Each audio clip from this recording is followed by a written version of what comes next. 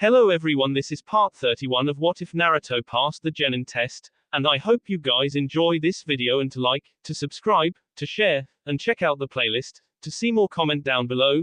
Now let's start the intro. They call me a god. They call me a god.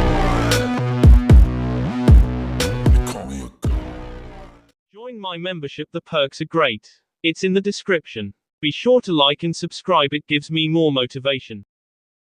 Naruto, I shouldn't let you be the one to pay for all of this, said Sakura, grinning and blushing just a little bit as she set the empty wineglass down on the table. Will you at least let me pay for dinner? Absolutely not, said the blonde with a convincing smile, noting that Sakura had indeed picked up some of Tsunde's less slightly habits, including not being able to tell when she'd had a bit too much. That had been her second glass. I said I'd take you out to lunch as congratulations, so I'm not going to let you spoil my treat by paying for anything. Fine, fine, Sakura said, looking between Naruto and the barren dinner plate in front of her.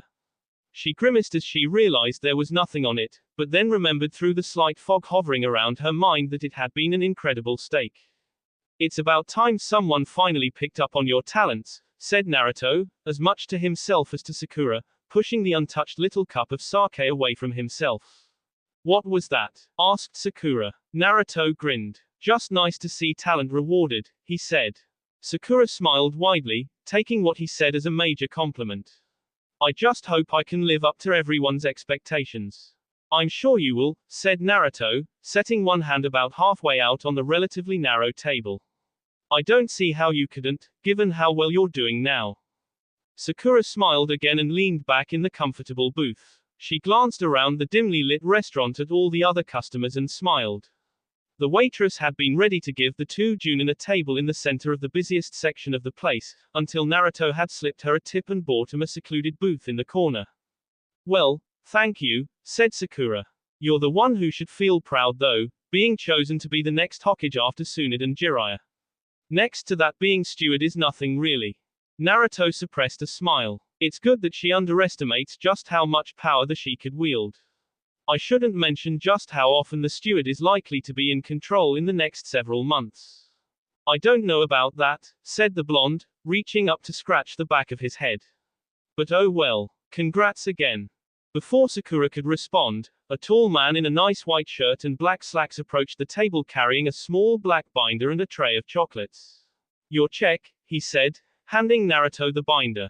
Thank you, said Naruto, taking the binder, paying the bill, and handing it back to the waiter. The waiter went over the figures in his head for just a moment before looking at Naruto. He looked back down at the money in the binder and beamed. Setting down the tray of cans and picking up the finished plates, the waiter glanced between the two ninja with a smile. Compliments of the kitchen and staff, he said merrily, before turning and walking away. Sakura looked down at the chocolates with a look of mixed pleasure, knowing full well that the serving staff at this particular restaurant were only supposed to leave one candy with each patron. How much did you tip him? She asked. Enough, said the blonde, reaching out and picking up one of the 7 chocolates. Popping it into his mouth, he looked quizzically at Sakura as if to wonder why she was abstaining. Indulge, he said. You might as well. Not like I have a girlish figure to preserve, said Sakura, picking one up and taking a bite. Naruto waited to finish his piece before responding with a grin. Maybe I was implying that your figure is so girlish that a few cans couldn't possibly do any harm at all. Sakura smiled. The slight buzz in her head, it seemed, would make everything he said into a compliment. Her cheeks burned a bit. If I hadn't had that bit of wine, I'd tell you that sounded just like what I found in a greeting card once. Strange, said Naruto, that's just where I found it. I'm afraid I sometimes have to supplement my wit. You seem just fine to me, said Sakura, leaning forward and propping her hands up on her knuckles. It took Naruto a moment to smile when he recognized the look in her eyes as the same she'd had when they were on her couch and she was making subtle attempts to be romantic with him. When he did though, Sakura saw it in his eyes and couldn't help but feel a little heart-struck, and it showed in the blush that crept over her cheeks. Thanks very much for lunch, said Sakura, looking up at Naruto. It's still hard to make myself believe he's really back, she thought to herself, and that he's taking me out to lunch, on a date. Naruto's gaze shifted away from Sakura for only a split second to catch a glimpse of the large clock on the wall. The mahogany-plated timepiece read, strangely enough, all 24 hours of the day, and around the outer edges, had a ring of days and dates. The whole piece was essentially a mechanical calendar, displaying not only time of day, but also day of the week, day of the month, and month of the year. Buying this seat from the waitress was well worth it, thought Naruto, looking out over the crowded floor of the restaurant. If I were anywhere else, especially in the center of the crowd, I might not have been able to tell the time and we'd leave either too soon or not soon enough. 20 minutes exactly now until the action begins. Kakashi should still be somewhere around the Hokage's office, meaning that all I need to do now is lead events that way since Sakura will still be slightly inebriated. Sakura, said Naruto abruptly. The girl looked up almost anxiously, a quizzical look on her face. I was planning on going from here to have a walk along the northern wall, and enjoy the view. I thought it might be a little lonely, or odd, to go alone and, well, I'd like very much if you'd come with me. For a moment Sakura mentally stammered, and she couldn't stop her hands from slowly clasping in front of her, though the dazed made every effort unconsciously to try and be subtle about it. Her cheeks almost burned for a brief moment as she realized that for a normally calm and collected Naruto to sound almost apprehensive, he must have something, some kind of surprise in store. I'd love to, Naruto, said Sakura, barely managing to contain her alcohol-stimulated excitement. What did you have in mind? Well, said the blonde, putting a hand behind his head, just a walk mostly. Anything else? Asked the pink-haired kunoichi, leaning forward with her best attempt to look like she was subtly flirting. Well, said Naruto, a bead of sweat breaking out on his forehead, we just have to see what happened. Of course, Sakura began, I'm ready, for anything, whenever you are. Naruto smiled and stood up, Sakura instantly mirroring his actions, and lead the kunoichi to the front of the restaurant, through the crowds of people, and out into the warmth of the mid-afternoon sunshine. He smiled at one of the waitresses who raised a hand to delicately wave at him. This is almost too easy, thought the blonde once they were outside and he saw just how innocently Sakura was smiling at him. So where did you say we were going? Asked Sakura playfully. I was thinking for a walk on the wall where we could see the city, said Naruto, stepping closer, reaching out and taking Sakura's hand carefully in his.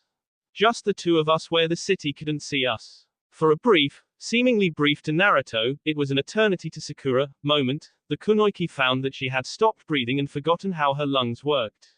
Her cheeks flushed yet again, but she shook her head and looked back at Naruto. This is almost too easy, Sakura thought to herself. It's like he's not even real, maybe he finally thinks I'm worth. Her mind refused to continue, and she had to fight herself to restrain a squeal of girlish delight. Naruto began to lead Sakura down the street towards Konoha's north wall. Neither said anything as they wove between the crowds of people in the streets. Sakura was too busy memorizing the feel of Naruto's hand around hers, and Naruto was preoccupied taking note of the girl's every action. It didn't escape his notice how enthralled she was that he was simply holding her hand, a boringly mild gesture of affection. She must have completely abandoned any kind of romantic interests when I left, Naruto mused, focusing instead all her attention on me and hoping that when I returned I'd seek her out as a love interest. How fortunate. I'd anticipated on having to work around Kakashi or Tsunade to get what I wanted, but this will make things so much easier. And with Sasuke playing right into my hands, the last pieces are falling into place. A small grin crossed his face, a grin not unseen by Sakura, who instantly interpreted it as a sign of his happiness to be with her. She smiled in return. Naruto, this is wonderful, said Sakura, almost dreamily as she looked out over the city that sprawled beneath her. It was a brilliant idea. The view really was fantastic. The wall's walkway was more than 100 feet above the ground, higher than most of the buildings on the north side of city, and provided an uninterrupted view out over the village's residential districts. The battlements lining the walkway had been largely unused since the Sound invasion 3 years ago, and were now overgrown with vines, lichen and moss that provided a leafy bed for wildflowers. Even the heavy Titan stones that made up the walkway itself were covered in a very thin layer of lichen that crunched under Sakura's feet and released subtle scents of flora into the air. It's like a little garden path, said the kunoichi, reaching out and plucking a pink flower from the waist-high battlements. Naruto smiled subtly. Perhaps some poetry. Ever tall and overgrown, behold the seeds that war hath sown. Let us now build up the walls, not for shields but garden stalls, chanted Naruto rhythmically. Drought and famine come and go, but ever do the seeds we sow grow again and bring the glee of springtime joy and reverie. Sakura looked over at Naruto, a spark of wonder in her eyes. Battles ever plague the land, but let us all together stand. For we shall seeds of peacetime sow, and as the sands of time do flow, Naruto continued, his voice deep and rich and full, but also quiet and level. Pains brought on by dark of night shall vanish as we spread the light. Come now, my love, and stand with me, for if you come you'll surely see that I am yours and you are mine, and together we'll make the world shine. We'll clean the smears, refresh the soil, and through all our sun-baked toil, we'll bring about a golden age, a perfect shining crystal age. They walked on in silence for a moment, Naruto holding out one hand to brush with his fingertips the moss and flowers growing on the wall, and with his other hand, holding Sakura's fingers between his own. The kunoichi didn't take her eyes off him for a second, though he looked straight ahead as though he were trying to stare into the future. Naruto, she whispered, that was gorgeous. The blonde smiled, and turned to look at her. I'm glad you liked it, he responded. I didn't know you wrote poetry. It was something to do when I wasn't busy working for the crane or reading, said Naruto. That was actually a piece of one of my longer ones. I'd like to hear the rest of it, said Sakura, stopping and holding firm to Naruto's hand. The two Genin stopped walking and merely stood there for a moment. Naruto's face was unreadable, but Sakura thought she saw a hint of happiness in his eyes, though she wondered if it was merely her own reflection she glimpsed. Did you write it for anyone in particular? Sakura probed. Naruto shrugged. I wrote everything for someone or another. And, she pushed. And, Naruto said, not unkindly, if you want to know who that one was for you're just going to have to figure it out for yourself. I don't mean to leave this alone, said Sakura, taking a step closer to him. Naruto smiled and didn't move away. Any minute now. I'd expect nothing less from someone as arresting as yourself. Naruto took another step, but Sakura didn't move, and as she hadn't let go of his hand, the blonde again stopped and turned to look at her in silence. Sakura was smiling again and easily within a single step of him. It's so good to have you back, said Sakura, closing the distance even more. Naruto grinned and put his free hand on her shoulder. When Sakura made no move to stop him, he leaned in a little closer until he was looking directly into her eyes and there was almost no distance between them. How do you do that? Sakura asked quietly, like she was out of breath. Do what? A tremor ran down her back as Sakura felt Naruto's breath on her cheek. That, she said, clenching his hand just a little tighter. I don't know, Naruto whispered, maybe we should see just what else can happen. Sakura's already tenuous breath caught in her tea as Naruto leaned in even closer. Crashing thunder filled the air. The wall seemed to roll beneath them with a loud roaring crack, as the ground shook with a massive shockwave. Naruto and Sakura were pitched to their hands and knees as everything around them trembled violently. Bricks and stones from the battlements broke off with loud bangs and crunches and rolled over the edge of the wall, falling to the streets below.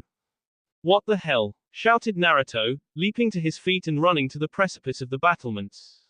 Sakura was beside him in an instant. As another shockwave sped through the wall, the Genin saw hundreds of dark shapes sprinting out of the forest and running towards the village. With a thunderous crash, a section of ground at the foot of the wall and about 100 meters away from Sakura and Naruto caved in, and massive stones began to fall as the wall crumbled downwards like an avalanche. Run! Naruto shouted as the collapsing sections of Konoha's defense began to rush at them like a tidal wave. Both Genin sprinted as fast as their legs would move, barely keeping ahead of the destruction pursuing them. They were too high up to jump to the ground below without risking injury, and the stairs they'd used to scale up were now lying underneath thousands of tons of rock 100 feet below.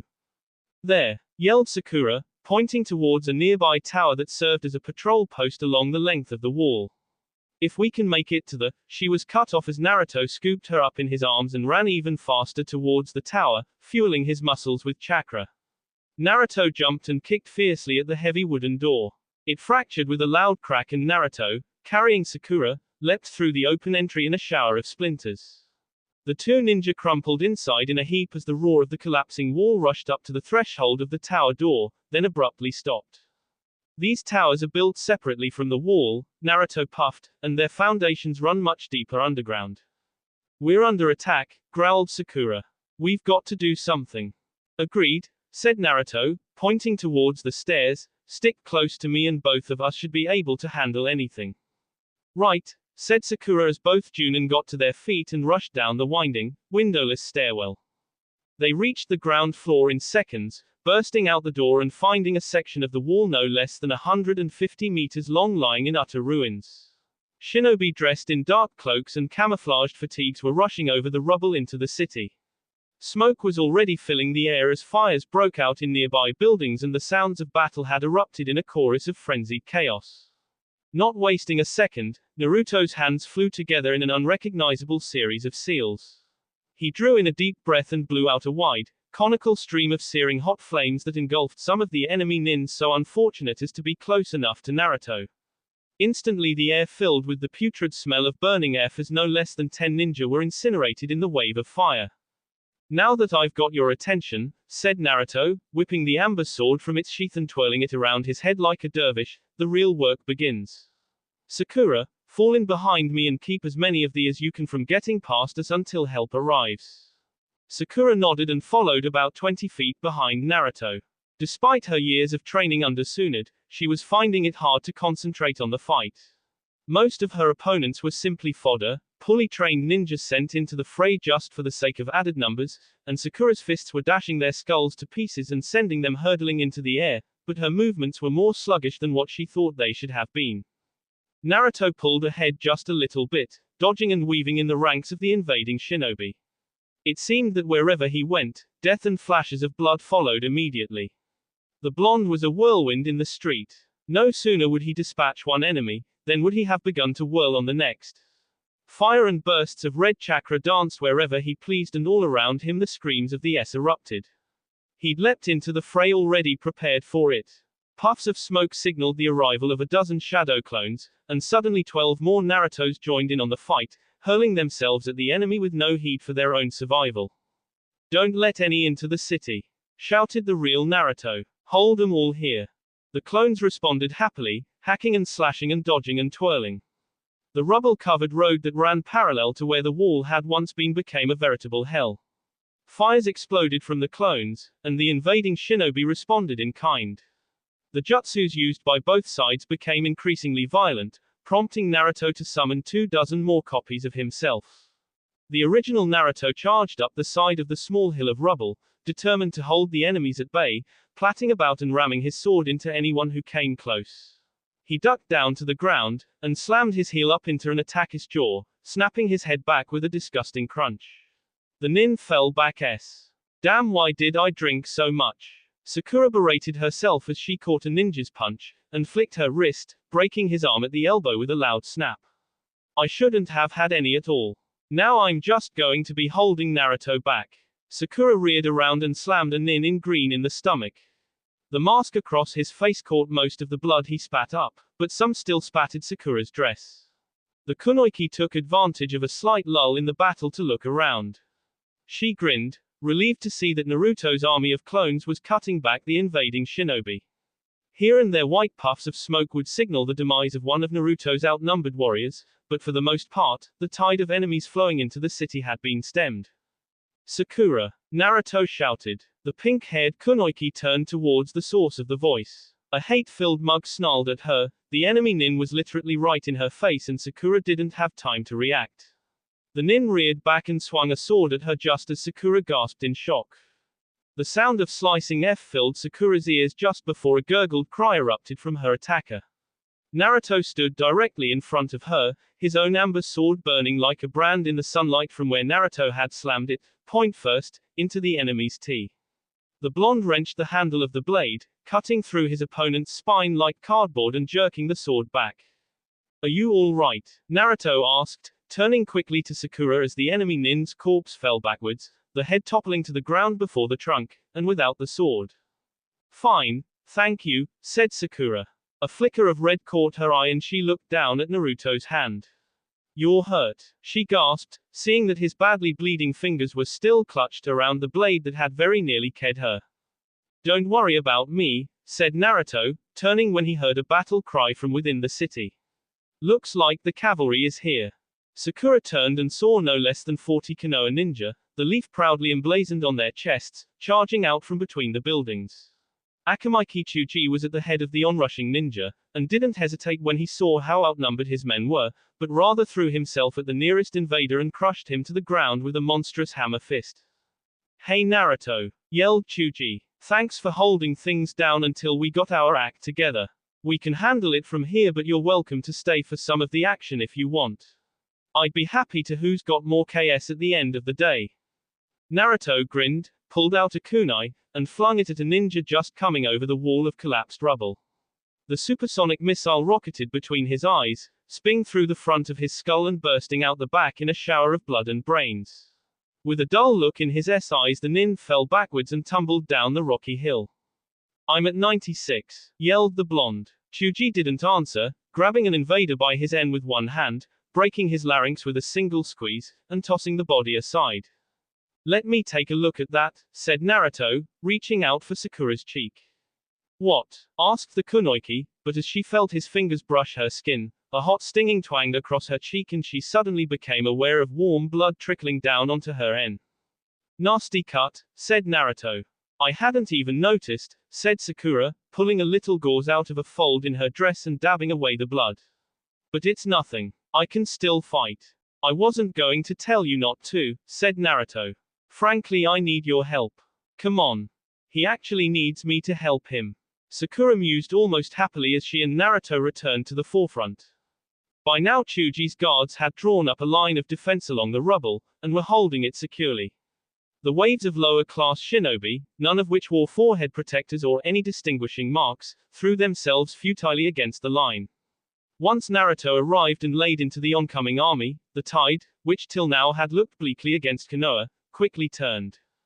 Naruto charged forward ahead of the line, abandoning any facade of staying on the defensive, and cut a bloody swath out of the forward ranks of the enemy. Every move he made seemed to be followed immediately by the choking cries of his victims as they were cast aside into bloody piles of boss. The blonde shinobi didn't seem to use chakra at all. The violently powerful jutsus he had been using were no longer present.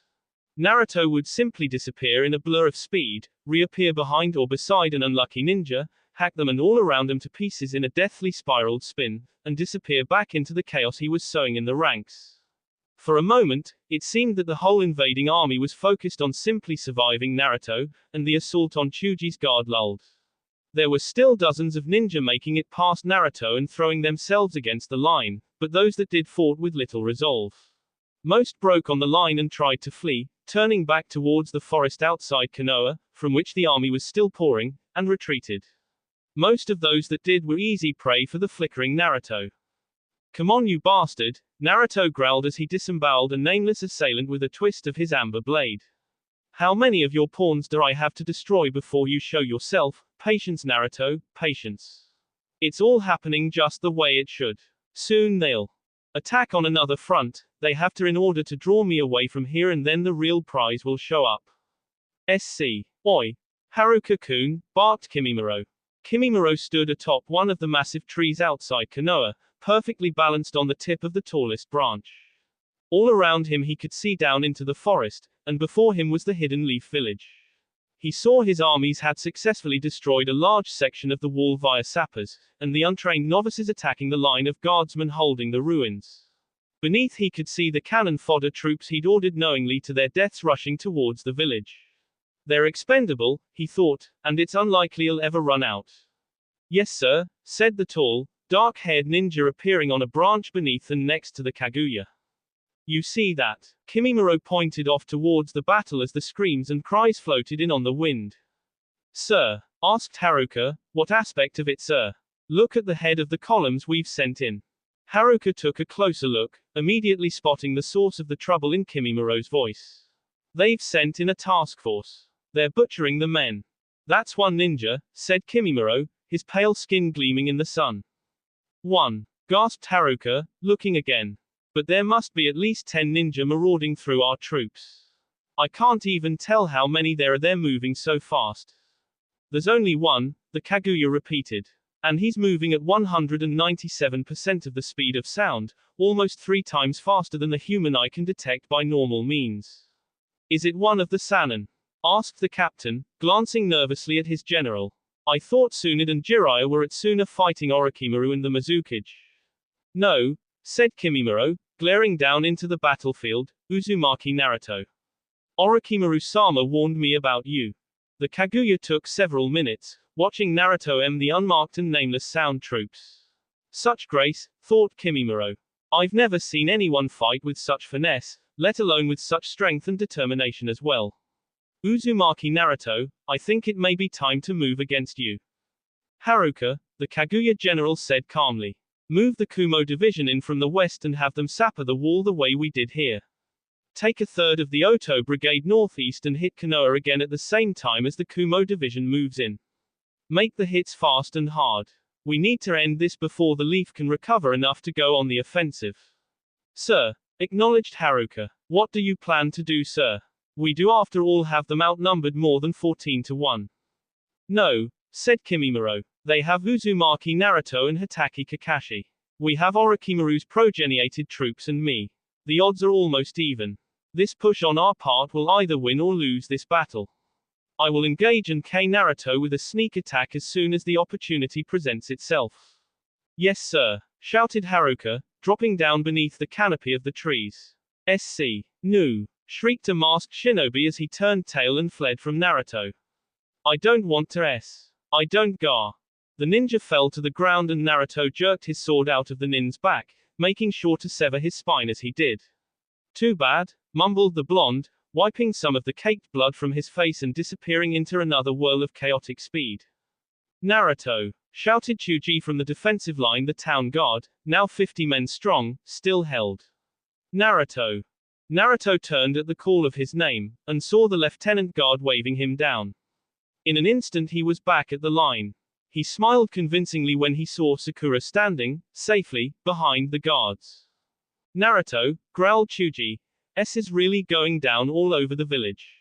Cloud troops broke through the western wall and sound troops are assaulting from the northeast as we speak. I've ordered reinforcements of guards and Chunin to support the positions, but with as thin as we're being spread I don't know if we'll be able to totally hold them out. Cloud Nin are already leaking into the city and I don't have the men to hunt them all down. The citizens have been moved to the shelters by now, said Naruto, assuming protocol had been followed. So we don't need to worry about them. Where do you need me the most? I can handle things here, said Chuji, looking out over the carnage. As soon as Naruto left the fray the unmarked warriors had renewed their assault on the guard, but the line still didn't waver. Kumo is the biggest threat right now, so I'd ask you to head west. Good. Kakashi should be somewhere in that direction, thought Naruto. I can do that, he said turning to Sakura. Care to join me? Absolutely, said the Kunoichi. Then let's not waste any more time, said Naruto. Turning to the village and with Sakura right behind him, Naruto ran down one of the streets he knew would lead him straight to the hot zone. Numerous buildings were damaged or on fire, and the streets were littered with S-boss. Most of the cadavers the Junin passed were either unmarked or Kumo Nin, but a few were either town guard, or Konoha Nin. It's just like 3 years ago, muttered Sakura. Hey, what are you doing? She asked as Naruto stopped by a pair of boss and turned them face up. Don't we need to hurry? Chuji's guards can hold out a minute longer, said Naruto. I need to confirm something. Sakura stepped up next to him and saw that the two Nin were the unmarked ones, and just like all the rest, they wore nondescript dark cloaks and masks that covered most of their faces. Naruto set them shoulder to shoulder and pulled the cloth away from their faces. The Nin on the left was nothing extraordinary. He was pale, but nothing about his mid-set cheeks or dull brown eyes was out of the normal. His jaw was not particularly square, nor were his lips either too large or too small. On the whole he was perfectly average aside from a tiny tattoo just below his brown hairline which read, in tiny font, 012987. Now that's just sick, said Naruto, an edge of disgust in his voice, very clever, but sick nonetheless. Orochimaru's outdone himself this time. What do you mean? Asked Sakura. I don't see anything strange. Look here, said Naruto, pointing to the face of the second man, which was identical in every respect to the face of the first, aside from the tattoo beneath his hairline which read, 012875. Twins? Asked Sakura. No, said Naruto, copies. Copies, Sakura said, unsure what Naruto meant. You mean like clones? The blonde nodded subtly. After I cared about 300 of these copies out on the field, it occurred to me that they were all starting to look alike. Then I realized that it was because they all did look alike, and they were all identical for that matter. Sound is a very small village, Sakura said, realization dawning on her. There's no way it could support an army of more than a few hundred. And there are thousands of ninja attacking us, said Naruto. I don't know how he's done it, but somehow Orochimaru has found a way to clone soldiers. And he's probably been growing them for years. Luckily, said Naruto, he couldn't have had this kind of technology for more than 3 years or he would have used it against us in the first Sound invasion, which he didn't. And from the looks of it he either hasn't taken the time, or doesn't know how, to train the clones. They're all pathetically weak, designed to take up space between and shield the ninja who actually know what they're doing. So what do we do now? Asked Sakura. Do, muttered Naruto. The same thing we were doing before. We keep right on tearing them apart until Konoha is safe. Then we take the fight to Orochimaru and make sure he never gets the chance to figure out how to effectively train them. Lead on, said Sakura, I'm beside you all the way. I wouldn't want you anywhere else, said Naruto as they resumed running through the village. As they neared the western wall and the sounds of battle began to grow louder and louder, Naruto glanced up at the top of the wall a few blocks away and saw a solitary figure standing there. Even from the distance he could clearly make out the figure's tall frame, and strange purple skin. The long tail flicking about made it perfectly clear to Naruto that things were going exactly the way he wanted them. So you've finally come out of hiding, Naruto mused. About time. I was beginning to get bored. Unfortunately I'll have to play dumb until you make your move, but oh well. Once you do it will all be over very quickly. Look out, shouted Sakura, charging ahead of Naruto as a Kumo nin leapt out of an alley and hurled a lightning jutsu at them. Kai, she hissed, and the lightning dissipated directly in front of her face, leaving Sakura with a clear shot. She rushed in and slammed the palm of her hand into the stunned enemy's chest. Cracks filled the air as the massive pressure of the hit broke every rib away from his sternum and probably collapsed both his lungs. Sakura looked to Naruto proudly as the nin fell to the ground, convulsed once in a retching gasp at breath, then SD. Ah, thanks, Naruto stammered. We can settle that later, said Sakura with a wry smile as the two of them moved on. From his spot on the wall, Kimimaro, with his activated cursed seal at level 2, glared down at the battle. The copy nin Kakashi had appeared on the scene a minute before and was giving the Kumo nin hell. Kakashi wasted no chakra and turned his intimate knowledge of the terrain to his advantage, using stealth and quick attacks to dispatch Kumo Genin with ease and either severely wound or CSPLE Chunin or careless Junin. I don't think I can take them both, thought Kimimaro. That girl with the Uzumaki is no threat, but Naruto and Kakashi might be too much for me to handle on my own.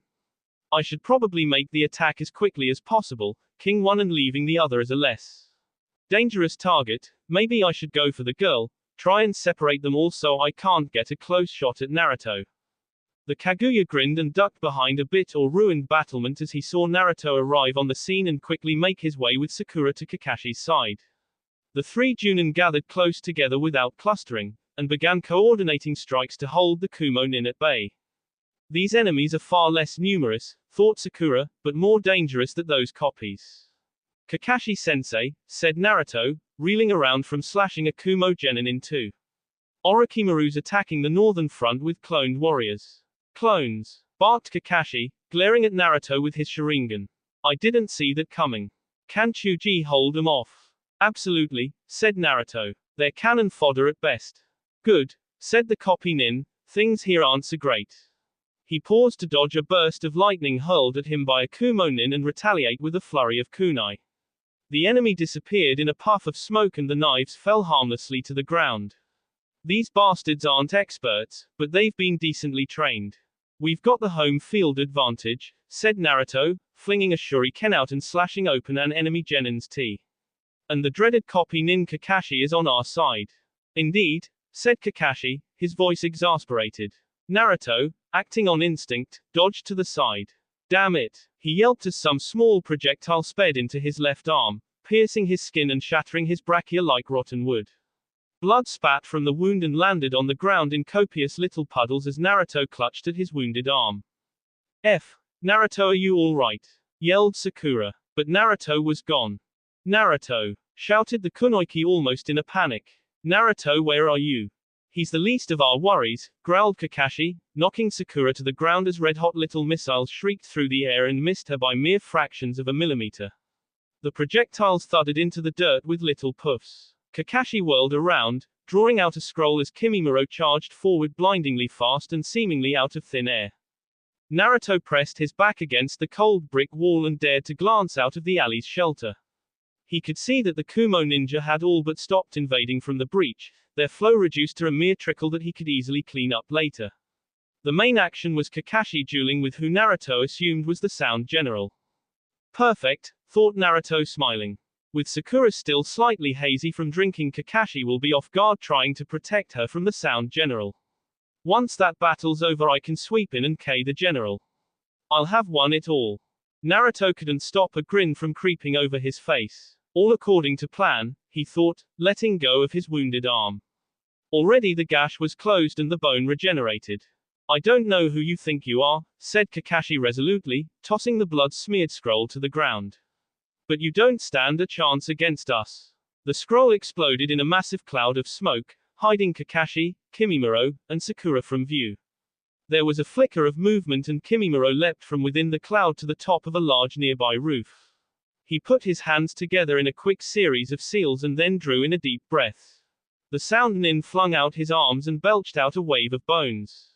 Hissing filled the air as razor-sharp spines exploded from all over his body and the densely clustered swarm of bones from his mouth raced down into the cloud. The spines thudded into the ground and the sound of yelping and screaming dogs sped through the village. Too easy, fretted Kimimaro. A strong wind blew through the street and twisted the cloud into strange and exotic ribbons, revealing the street below. Kimimaro frowned when he saw a half-dozen or so large dogs, most but a few still whining, pinned to the ground by his bones. A loud shrieking chirp sped through the afternoon and Kimimaro turned around just in time to see Kakashi falling out of the sky, an intense ball of lightning crackling in his left hand. The Sound Nin rolled to the side aggily as Kakashi slammed into the rooftop, driving the Chidori down through the shingles and plywood with a loud bang. Kimimaro swiped his tail, unleashing a volley of bones that sped through the Junin's vest and peppered the copy Nin. Kakashi cried out in pain, the air still filled with the screaming of the Chidori, but then disappeared in a puff of smoke. Gah! Grunted Kimimaro as another Kakashi charged out of the shadows, a Chidori in his hand, and drove the lightning attack into the Sound General's leg. If Kimimaro hadn't tried to jump away, the Chidori would have buried itself in his heart for sure. Kakashi didn't hesitate, but threw his hands together in a frenzied sequence of seals. Lightning shot from his fingertips and impacted Kimimaro in midair, charring his right shoulder and tossing him 20 yards through the air and slamming him forcefully into the side of a brick building. Nice, commented Naruto from the alley. He's using up a lot of chakra though. Kakashi charged forward, hoping to catch Kimimaro before he had a chance to recover. Leaping into the air, the copy Nin flung a wave of shuriken to counter the skeletal missiles his enemy shot out, and performed another series of seals. The air hissed and roared as a massive jet of flame rocketed from between Kakashi's hands towards Kimimaro. The general put up his arms to shield himself, but the column of fire plowed into him like a freight train, sending Kimimaro tumbling along like a fish caught up in a strong current. The pillar of flame slammed into the same building and punched through the wall like a wrecking ball, carrying Kimimaro with it. Fiery tongues exploded out the windows and sent shrapnelized glass everywhere. Now to finish this, grunted Kakashi as his Sharingan spun wildly. His hands were a blinding blur as they performed the set of necessary seals.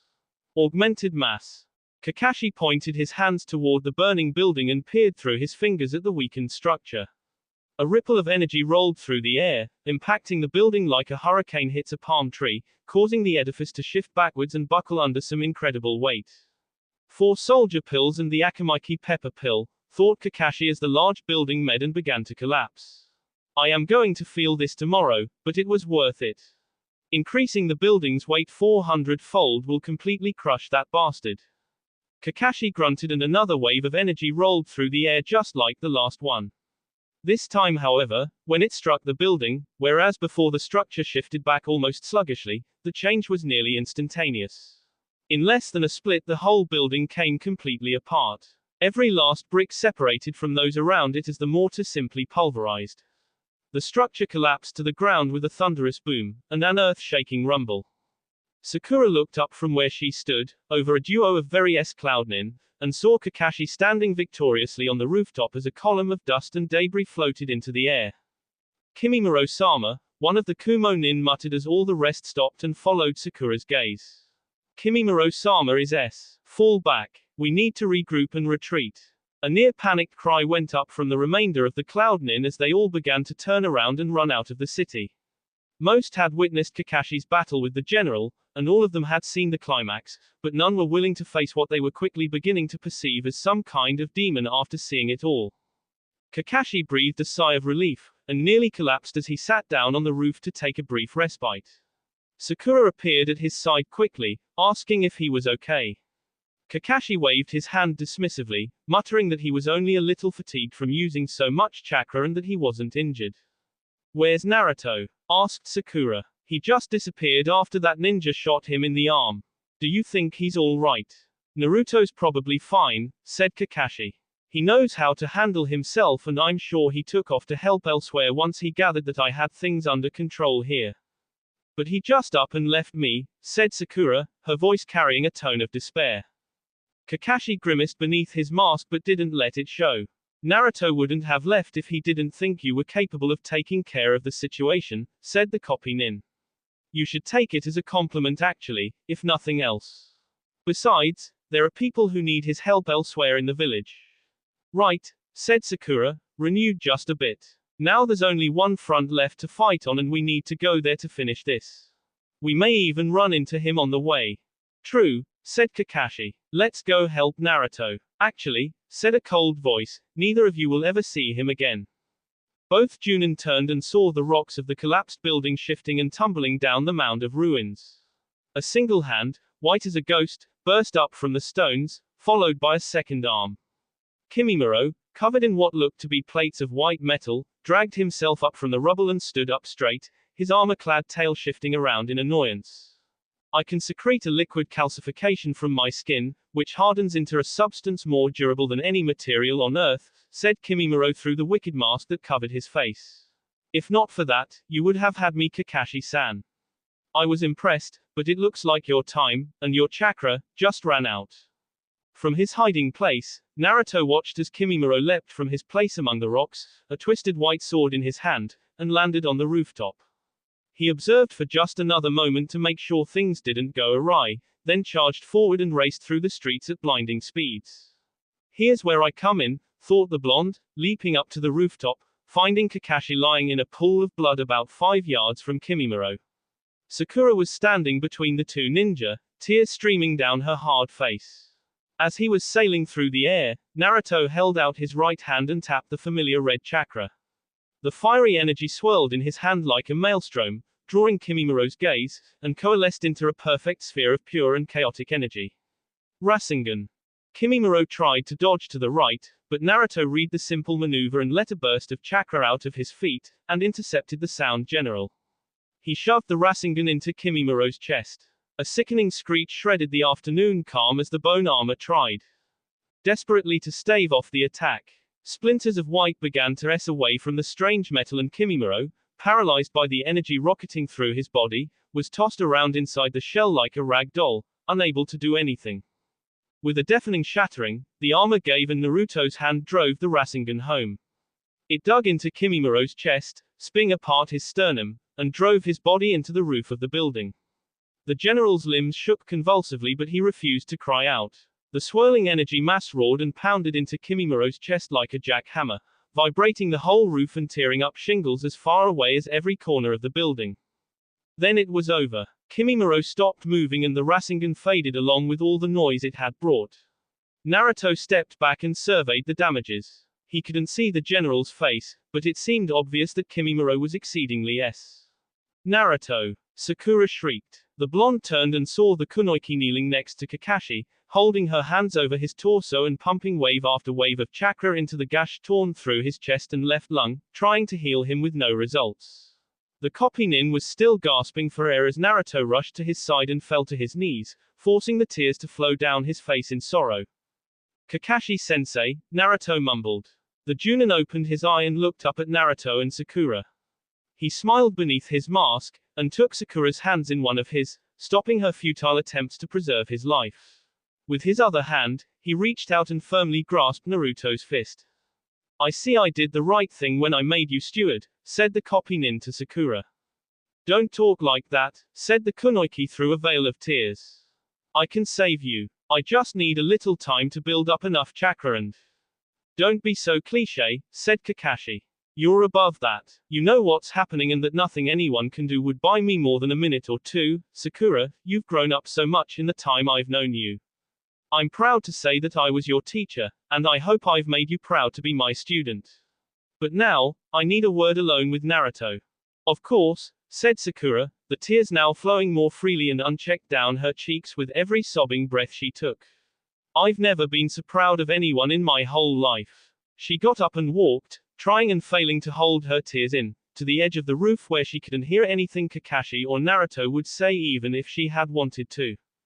Naruto, said Kakashi. Yes, sensei, responded Naruto, now completely calm. That was a wonderful show you put on for Sakura, said the copy nin with a cheeky smile. I've made arrangements. When Tsunade returns, you'll be given your choice of 70 of our best ninja to form your personal strike force.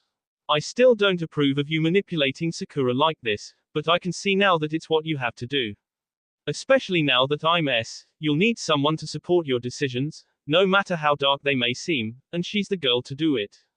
You've done well, Kakashi-sensei, said Naruto, his voice low and barely audible. Sakura is just the woman for the job.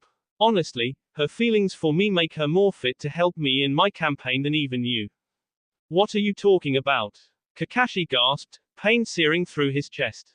I'm sorry I bailed on you and Sakura earlier, but I warned you that I was going to fight dirty, and you happened to be the one standing in Sakura's way to stewardship. Oh Kakashi-sense, I'm sorry, but saying that you'd stop me if I stepped out of line just made you too much of a threat. Don't worry though, I'll make sure to use your death to rally everyone to my cause. They'll all beg to help me destroy Orochimaru and his servants once they hear how they made you in cold blood. Kakashi's eye went wide with realization and horror.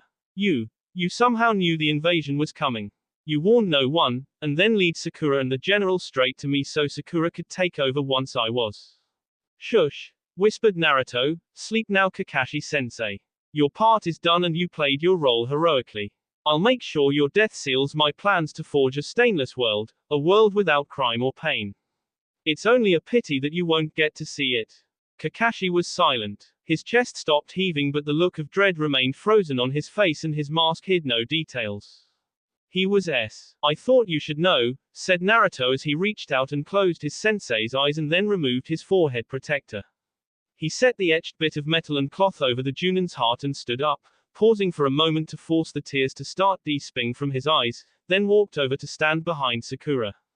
He's said the kunoichi. Her voice was spiritless. He is. Sakura wrapped her arms tightly around herself as the tears stopped flowing and a fell wind blew in from the village, carrying with it the sound of battle from the east. Naruto turned briefly back to look at Kakashi's body, only then noticing that indeed all he saw was Kakashi's corpse. The sound general was gone. Damn it, Naruto mentally kicked himself. Damn, he was quiet. I knew I should have made good and sure he was but it doesn't matter much now.